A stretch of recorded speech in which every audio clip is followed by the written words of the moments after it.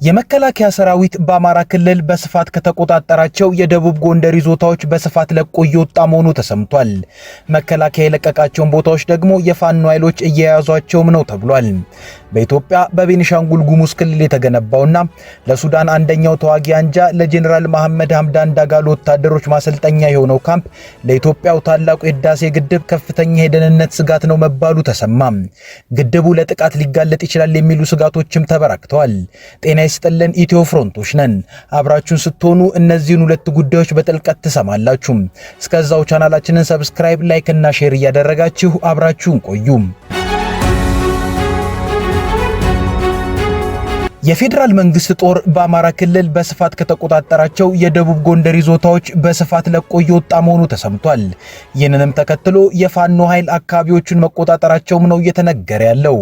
መረጃዎች እንደሚያሳዩት የመከላከያ ሰራዊት 18 ከሚሆኑ ከተሞችና 13 ወረዳዎች ለቆ ወጥቷል። በአካባቢው የሚንቀሳቀሱ የፋኖ ኃይሎችም ስትራቴጂክ የተባሉ ቦታዎችን መቆጣጠር መቻላቸውም ተነግሯል። ከ3 ቀናት በፊት ጀምሮ የመከላከያ ሰራዊት ለቆ ወጥቶባቸዋል የተባሉት አካባቢዎች ከዚህ ቀደም የጦር ዋና ካምፖች መቀመጫ ጭምር ሆነው ሲያገለግሉ የነበሩ እንደሆነም ነው የተገለጸው። እብናት፣ እንዳቤት፣ ስማዳ፣ ሰደሙጃና ታች ጋይንት የተባሉት ጦሩ ትቷቸው ሄደዋል ከተባሉት አካባቢዎች መካከልም ናቸው። ይህ የመከላከያ ጦር እንቅስቃሴ በአካባቢው ለሚንቀሳቀሰው የፋኖ ኃይል ጥሩ አጋጣሚ ፈጠረለትም ይመስላል። የፋኖ ኃይል መከላከያ አካባቢውን ለቆ መውጣቱን ተከትሎ በፍጥነት አካባቢውን ይዘዋል የሚሉ መረጃዎችም ከየስፍራዎቹ እየተሰሙ ነው። የእብናት ከተማ፣ ሐሙሲት፣ አጃ፣ አይሳ፣ አረብ ገበያ፣ ወገዳና ወለላ ባህር የፋኖ ኃይል የፌዴራል ኃይልን ተክቶ ተቆጣጥሯቸዋል የተባሉት አካባቢዎች ናቸው። ይህ የመከላከያ ጦር ውሳኔ ታዲያ በአማራ ክልል ከተቀሰቀሰው የፌዴራልና የፋኖ ግጭት ወዲህ የተወሰደ ትልቁ እርምጃ መሆኑ ነው እየተነገረ ያለው።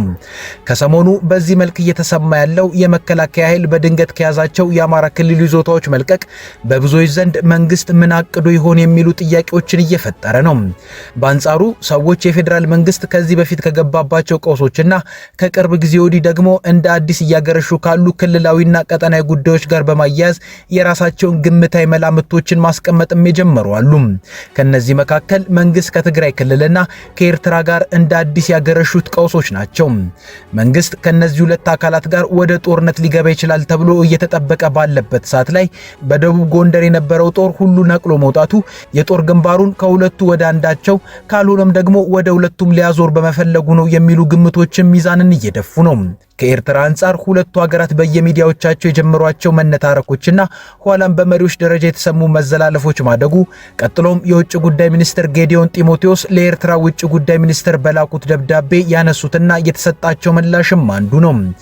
ጌዲዮን በዚህ ደብዳቤያቸው ኤርትራ ለረጅም ጊዜያት ከያዘቻቸው የኢትዮጵያ ግዛቶች ለቃ እንድትወጣና የኤርትራ ጦር በኢትዮጵያ ከሚንቀሳቀሱ የመንግስት ታጣቂ ኃይሎች ጋር የፈጠረውን ትብብር እንዲያቋርጥ የሚጠይቀው ጥያቄ አንዱ ሲሆን ከኤርትራ በኩል የተሰጠው አሉታዊና ጉዳዩን የሚያጣጣል ምላሽም ምናልባትም የሁለቱ ሀገራት ቀጣይ እርምጃ ጦርነት ሊሆን ይችላል የሚል ግንዛቤን ፈጥሯል።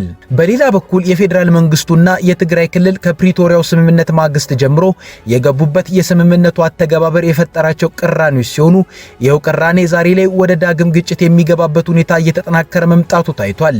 ከትግራይ ክልል እየወጣ ያለው ክስና መረጃም ጦሩ ከአማራ ክልል አካባቢዎች ወጣ የተባለበትን ምክንያት የሚያጠናክር የሆነ ይመስላል። ህወሓት በወጣው መግለጫ የፌዴራል መንግስት ሊወጋኝ እየተዘጋጀ ነው ሲል ከሷል። ህወሓት በዚህ መግለጫው የፌዴራል ኃይሎች በትግራይ ክልል በተለያዩ አካባቢዎች ወደፊት እየገፉ መሆናቸውን በመግለጽ ሁኔታው ዳግም ግጭት ሊቀሰቅስ እንደሚችልም አስጠንቅቋል። የፌዴራል መንግስት የፕሪቶሪያ ስምምነትን የሚጥሱ ወታደራዊ እንቅስቃሴዎችን እየወሰደ ነው ያለው ህወሓት ድርጅቱ አሁንም አለመግባባቶችን በውይይትና በሰላማዊ የፖለቲካ መንገድ ለመፍታት ቁርጠኛ መሆኑን ገልጿል። ህወሓት በመግለጫው የፌዴራል ኃይሎች በቅርብ ቀናት ውስጥ በወታደራዊ ክፍሎችና በሰላማዊ ሰዎች ላይ ተኩስ ከፍተዋል ሲልም ወንጅሏል። ይህ ድርጊትም ትግራይን ወደ አዲስ ግጭት ለመግፋት የሚደረግ ሙከራ አካል ነው ሲልም ገልጾታል።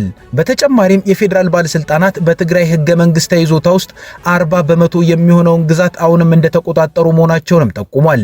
በርካታ ቁጥር ያላቸው ተፈናቃዮችም በአስቸጋሪ ሰብአዊ ሁኔታ ውስጥ በካምፖች እንደሚገኙም ነው የገለጸው። ህወሓት የስምምነቱን ሁኔታና ሂደት የሚገመገም በአፍሪካ ህብረት የሚመራ የባለሙያዎች ቡድን እንዲቋቋምና የፕሪቶሪያው ስምምነት ስምምነት ሙሉ በሙሉ እንዲተገበር በተደጋጋሚ ጥሪ ማቅረቡን በማስታወስም ለነዚህ ጥያቄዎች የተሰጠው ምላሽ አነስተኛ መሆኑንም አመላክቷል። መግለጫው የኢትዮጵያ መንግስት አሁንም ትግራይን ወደ ሌላ ዙር ደም አፋሳሽ ጦርነት ለማስገባት እየጣረ ነው ያለ ሲሆን ህወሓት ወደ ወታደራዊ ግጭት የመመለስ ምንም ፍላጎት እንደሌለውና ይልቁንም በፕሪቶሪያው ስምምነት ማዕቀፍ ውስጥ ድርድር እንዲደረግ እንደሚፈልግም ገልጿል። ይህ የህወሓት መግለጫ ሲታይም የመከላከያ ኃይሉ ከአማራ ክልል እየተቀነሰ የወጣው እውነትም ወደ ትግራይ አዋሳኝ ቦታዎች ለመስፈር ነው የሚለውን መረጃ ያጠናክረዋል። በሌላ በኩል ጦሩ ከአማራ ክልል ተቀንሶ የወጣው ወደ ኤርትራ ድንበርም ለመስፈር ነው የሚለው መረጃም የሚናቅ አይደለም። ለዚህም የአማራ ክልል ሰላምና ጸጥታ ቢሮ ያወጣው መግለጫ ማመሳከር ይቻላል። ቢሮ ባወጣው መግለጫ ከሻቢያ ጋር እየተዋጋው ነው ብሎ አሁን በአማራ ክልልም ሆነ በመላው ኢትዮጵያ ውስጥ የሚካሄዱ ግጭቶች አመራር የሚሰጣቸውና ሎጂስቲክ የሚቀርብላቸው ከመቀሌና አስመራ መሆኑን ህዝባችን ማወቅ አለበት ብሏል። መግለጫው ቀጥሎም ወልቃይት፣ ጠለምት፣ ራያን ለመውረር የቋመጠው ቡድን ለፋኖ ኃይል የሰጠው ተልዕኮ ከውስጥ ግጭት በመፍጠር ወደ ድንበር የሚሄደው መከላከያ ሰራዊትን በየዞንና ወረዳው ተወጥሮ እንዲቆይ በማድረግ ያለምንም ከልካይ ወልቃይት፣ ጠለምትና ራያን መቆጣጠር ነው ሲልም ከሷል። ከዚህ መግለጫ ለመረዳት እንደሚቻለው ፋኖ ወደ ድንበር የሚሄደውን መከላከያ ሰራዊትን በዞንና በወረዳ እየወጠረ ነው ማለቱ መከላከያው አሁን ላይ የደረሰበት ውሳኔ በአማራ ክልል ያለውን ተዋጊ ኃይል ለማዳከም የጦር መሳሪያ ምንጮቹ ወደ ሆኑት ህወሓትና ሻቢያ ሄዶ ሊዋጋ ነው የሚል መልእክትን የያዘ ይመስላል። ከትግራይና ኤርትራ ጋር ያሉ ውጥረቶችም የመከላከያ ኃይሉን ለቆ መውጣት ምክንያት የሚጠቁሙም ናቸው። ነገር ግን መከላከያ አሁን ከደቡብ ጎንደር አካባቢዎች ለቆ ወጣ እንጂ በሰሜን ሸዋ አዲስ ዘመቻ መክፈቱም ነው የተሰማው። በሌላ በኩል ግን የመከላከያ ሰራዊቱ ዛሬ ለቆ እንደሚወጣ የታወቀው ከወራት በፊት ውሳኔ ተወስኖ ነው። እሱም ለተጨማሪ ስልጠና በሚል አስቀድመው በወጣ መርሃ ግብር መሰረት ነው የሚሉ መረጃዎችም ተሰምተዋል። ነገር ግን መከላከያ አሁን ላይ ከደቡብ ጎንደር አካባቢዎች ለቆ የወጣበት መንገድ ሰፊ ውዥንብርን የፈጠረ ነው ተብሏል። ይህም ውዥንብር የተፈጠረው መከላከያው ለቆ ሲወጣ አብረውት የፋኖ ኃይሎችን ሲዋጉ የነበሩት የአማራ ክልል አድማ ብተናና ሚሊሻዎች ሳያውቁት ነው ተብሏል። ይህም መከላከያ መረጃውን ቢሰጥ ከአድማ ብተናና ሚሊሻዎች መካከል መረጃውን ለፋኖ ታጣቂዎች ቢደርስ ለከፋ ጥቃት ይጋለጣል ከሚል ስጋትም ነው ተብሏል። የመከላከያው አወጣጥም አድማ ብተናና ሚሊሻውን ከፋኖ ጋር አፋጧል። የሰሜኑ ኢትዮጵያ ፖለቲካ በጥቂት ቀናት ውስጥ ብቻ በጣም ፈጣን መለዋወጦች እየታዩበት ሲሆን ነገሩም ከባድ ስጋትን ፈጣሪ ሆኗል። በኢትዮጵያ በቤኒሻንጉል ጉሙዝ ክልል የተገነባውና ለሱዳኑ አንደኛው ተዋጊ አንጃ ለጄኔራል መሐመድ ሐምዳን ዳጋሎ ወታደሮች ማሰልጠኛ የሆነው ካምፕ ለኢትዮጵያው ታላቁ የህዳሴ ግድብ የደህንነት ስጋት ነው መባሉ ተሰማ። ሪውተርስ የተሰኘው ዓለም አቀፍ የዜና ምንጭ ይፋ ባደረገው የምርመራ ዘገባ በቤኒሻንጉል ጉሙዝ ክልል ለሱዳኑ ተገንጣይ ቡድን በጄኔራል ሐምዳን ዳጋሎ ለሚመራው የራፒድ ሰፖርት ፎርስ ወታደሮችን ለማሰልጠን ግዙፍ ካምፕ ተሰርቷል። ካምፑ 10,000 ወታደሮችን የማሰልጠን አቅም እንዳለውና አሁን ላይ 4500 ወታደሮች ለጄኔራል መሐመድ ሐምዳን ዳጋሎ ለመዋጋት እየሰለጠኑበት መሆኑም ተዘግቧል። ካምፑ በኢትዮጵያ ቤኒሻንጉል ጉሙዝ ክልል እንዲገነባ ያደረገችው ለሱዳኑ ለጄኔራል አብዱል ፈታህ አልቡርሃን ተቀናቃኝ ጄኔራል መሐመድ ሐምዳን ዳጋሎ ከፍተኛ ድጋፍ እንደምታደርግ የሚነገርላት የተባበሩት አረብ ኤሚሬት ናት። አረብ ኤሚሬት የዳጋሎም የኢትዮጵያ መንግስትም ወዳጅ መሆኗ ይነገራል።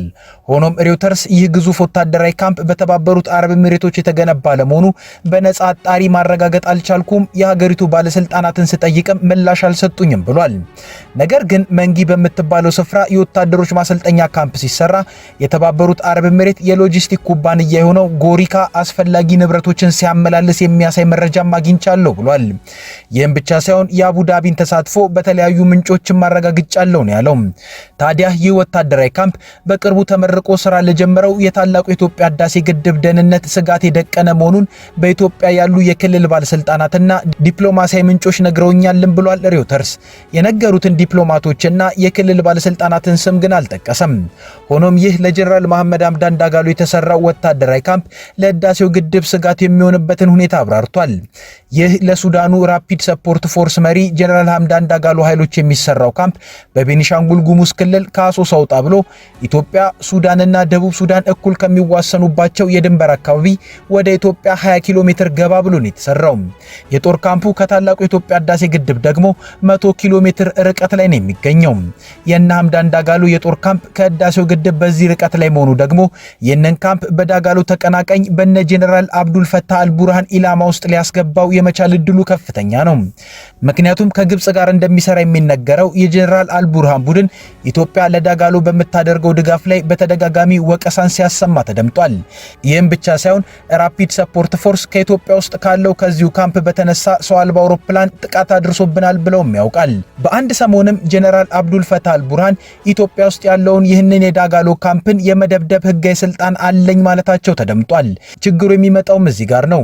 የአልቡርሃን ኃይሎች ስጋት አለብን ብለው ኢትዮጵያ ወዳለው ካምፕ የሚተኩሱ ከሆነ ከጦርነት አንጻር ሲታይ በጥቂት ርቀት ላይ ያለው ታላቁ የኢትዮጵያ ህዳሴ ግድብ በእጅጉ ለጥቃት ተጋላጭ የመሆን እድሉ ከፍተኛ ነው። ሬውተርስ ለምርመራ ዘገባው ያናገራቸው የኢትዮጵያ መንግስት የክልል ባለስልጣናትና ዲፕሎማቶችም የተናገሩት የነ ሐምዳን ዳጋሎ ራፒድ ሰፖርት ፎርስ ካምፕ ከህዳሴ ግድብ አቅራቢያ በመሆኑ ቦታው ላይ የተኩስ ልውውጥ ከተደረገ ለግድቡ አደጋ ነው ብለዋል። ከዚህም ሲያልፍ ግን አሁንም ቢሆን በኢትዮጵያና ሱዳን ድንበር አቅራቢያ ከፍተኛ ውጊያ ያለ መሆኑና የህዳሴው ግድብም ከሱዳን ድንበር 20 ኪሎ ሜትር አቅራቢያ ያለ በመሆኑ ለግድቡ ለየት ያለ ጥንቃቄ ያስፈልጋልም ተብሏል። ከሬውተርስ የምርመራ ዘገባ ውጭም ኢትዮ ፍሮንት ያነጋገረቻቸው አንድ ስለ ሱዳን ፖለቲካ የሚያውቁ ምሁርም የህዳሴ ግድብ በሱዳን ጦርነት ጉዳይ ለጥቃት ተጋላጭ የሚሆነው በጄኔራል አልቡርሃን ኃይሎች ብቻም ሳይሆን ድጋፍ አድርጎ ካምፕ በሰጣቸው የሐምዳን ዳጋሎ ወይንም ሄሚቲ ኃይሎችም ሊሆን ይችላል ብለውናል። ለዚህም ማስረጃ ሲያቀርቡ የዳጋሎ ኃይሎች ኢትዮጵያን ለዚህ ጊዜያዊ ጥቅም ፈለጓት እንጂ ምናቸውም ለች ለግድቧ ሊጠነቀቁ የሚችሉም አይደሉም ይላሉ። ምክንያቱም እነዚህ የኢትዮጵያን ጥገኝነትን ያገኙት ተዋጊዎች ከነባሯ ሱዳን ተገንጥለን ሀገር እንሁን የሚሉ ናቸው። በዛ ላይ ደግሞ ኢትዮጵያ ከሱዳን በምትዋሰንበት ምስራቅ ሱዳንም ምንም አይነት ማህበራዊ መሰረት የላቸውም። የነሱ መሰረት ምዕራብ ሱዳን ስለሆነ ሀገር ቢሆኑ እንኳን የኢትዮጵያ ጎረቤት አይሆኑም። ስለሆነም ነገ ከአልቡርሃን ቡድን ጠንካራ ማጥቃት እየገፋ ቢመጣባቸው የህዳሴ ግድቡን በመምታትና አደገኛ ጎርፍ በመፍጠር ጥቃት መመከቻ ሊያደርጉት እንደሚችሉም አለመጠርጠር አይቻልም ብለውናል ምሁሩም። ትልልቅ ግድቦችን እየደረመሱ ጎርፍን በመፍጠር ጠላትን ለመመከት መዋል ደግሞ በሌሎች ሀገራትም ተተግብሮ ያውቃል የሚሉት ምሁር በተደራቢነት ደግሞ የሐምዳን ዳጋሎ ኃይሎች በየገቡባቸው ቦታዎች የሚፈጽሟቸው ጥቃቶች ይህን አያደርጉም አያስብላቸውም ብለውናል። በሌላ በኩልም ኢትዮጵያ በዓለም በሰብአዊ ጥፋቱ እጅግ ዘግናኝ በሆነው ጦርነት ላይ እጇን ማስገባቷ ከህዳሴ ግድብም ሲያልፍ ሌሎች ዲፕሎማሲያዊ ኪሳራዎችን እንዳያመጣባት ጥንቃቄ ያስፈልጋል የሚሉም በዝተዋል።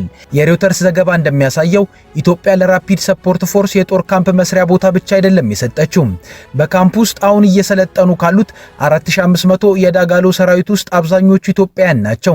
ስለዚህ ኢትዮጵያ ለዳጋሎ የጦር ካምፕ ብቻም ሳይሆን ጦርነት የሚዋጉ ወታደርም ነው እያዋጣች ያለችው።